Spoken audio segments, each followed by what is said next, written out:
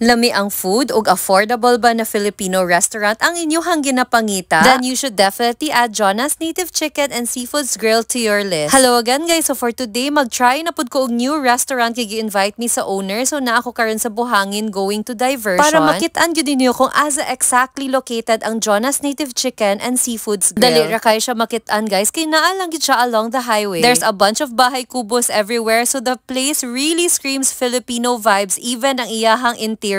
Walay aircon ang place guys pero presko man sad gihapon. Here's a glimpse of their menu. Sorry kung dili clear guys. By the way guys, kauban din ako karon si Eats Heart PH, Ans Dave ug si Mosang. So sabay-sabay na mo ipang try ang ilahang food. Tara na sa exciting part, starting with the pork sisig. To be honest guys, lami man nilang pork sisig pero mas ganahan man gud unta ako kung mas crispy siya. Pero flavorful gyapon siya guys, and yes, it was still good. Nowadays sila pompano guys, and mauni ang price niya. And aside from that, we were also able to try the devil hito. So anyway, wala din ako gi-try ang devil hito guys kay I felt like basin spicy siya, so nilikay na lang ko. Pero lami baya ilahang pompano. Unya guys, ulan-ulan man gyud sa Davao, so sakto kay guys kay gipa-try me sa ilahang mga sabaw, starting with pork sinigang for 295 pesos. Ayan na ang pork sinigang, and when I tried it, to be honest, medyo nakulangan lang gyud ko sa pagkaaslong for the sinigang. Pero yeah, okay lamang gyud gihapon siya guys. Ang isa ka sabaw na amo ang na-try is the linagpang, or kani siya kay Ilonggo dish ni siya. This is my first time to try linagpang, and when I tried it guys, it did not disappoint. Lami gyud siya guys. And full of flavor pag gyud kaay siya guys. I really liked it a lot. Karon guys, kay atoan na pong storyahan ang ilahang boodle fight. Let's start with the small boodle fight, which is for 1,299